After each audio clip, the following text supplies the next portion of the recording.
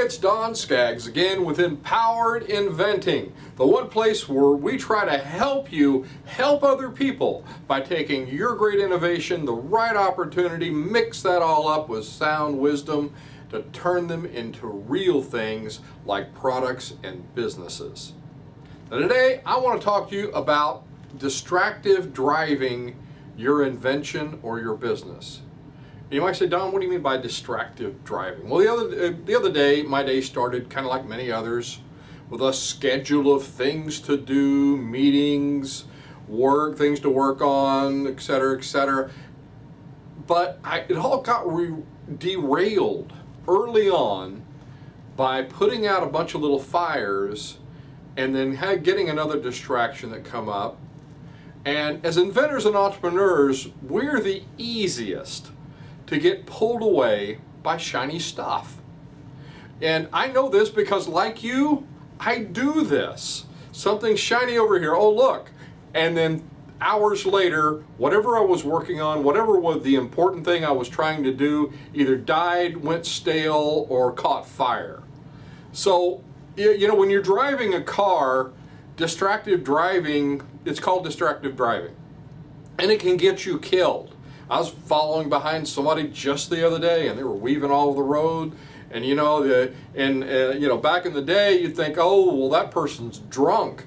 And you know, before the advent of smartphones, and I go and pass him, and sure enough, he's just tapping away, looking straight down. Well, he's just flying 60 miles an hour in the other direction. And you know, that kind of behavior can get you killed.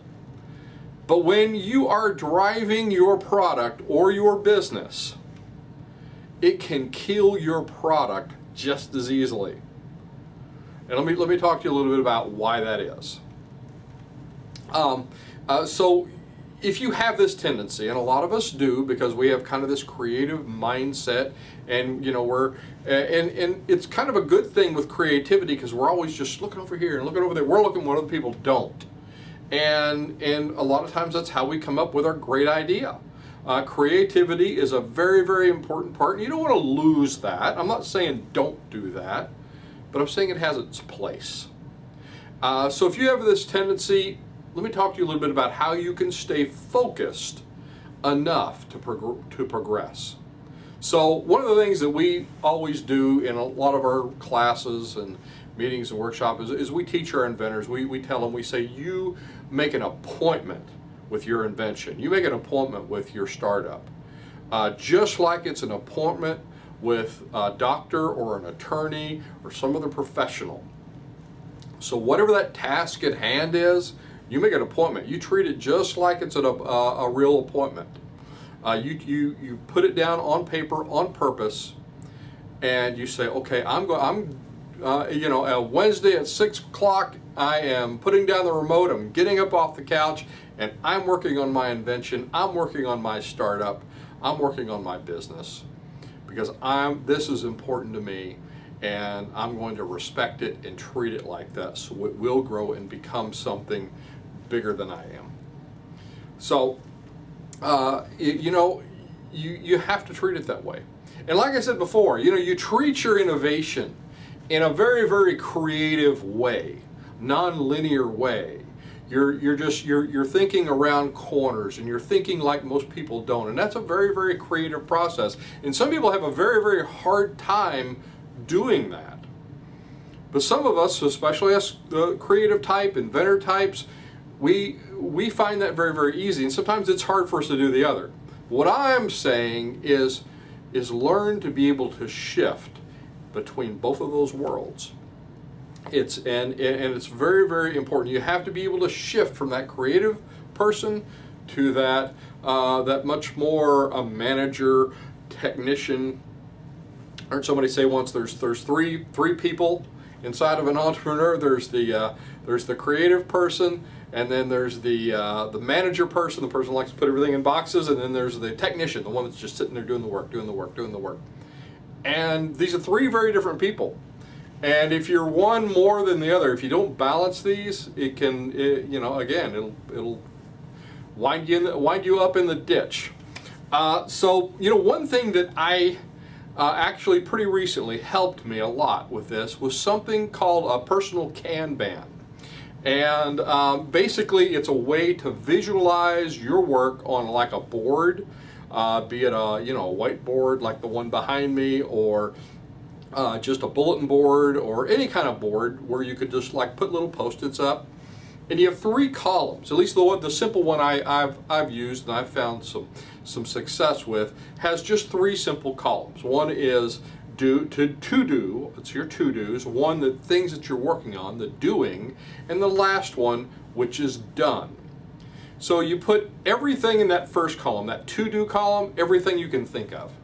You put okay, here's all the things that I need to do. And usually it's I don't know about you, but for me it's a pretty daunting long list, but you don't worry about that just yet. But you just put them all in there. They all get corralled in that to-do column. Then in the doing column, and by the way, for a lot of us, this is a very hard part to do. You can only pick 3 things. So you just pick 3 out of that list and you put them in there. And it can't be more than 3. It has to only be 3 things. Okay, these 3 things are what I'm working on now. And then when you finish that task in the doing, you move it over in that done column. And that gives you that feeling of accomplishment. That feeling like, oh, look, I've done something. So that's a really good way to just kind of manage it. That I found to be helpful for me. I try it. There's lots of really cool versions of this on the internet. There's a lot of internet tools you can use. I like just the simple, hey, let's just put up a board and put some sticky notes on it, make 3 columns, and do it. But these things are really doing this. The way you're doing it is they're part diligence, it's part organization, and it's part purposefulness. You're doing this on paper, you're doing it on purpose, but you're having the diligence to say, all these things are going to stay in this column. These are the 3 things I'm going to work on, and I'm going to work on right now. And here's what I've done. Here's my sense of accomplishment in this column. And you'd be amazed at how that accomplishment column, because a lot of times we forget about what all we've done, and all we think about is, oh, I'm overwhelmed. I got all this stuff in the to-do column. How am I going to do all this? Well, you just manage it better.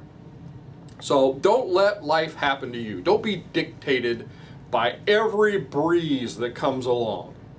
If you let this happen enough, that's when it just all goes out of control. And then all of a sudden, you're just being reactive. You're not being proactive in your day, in your business, and also in your life.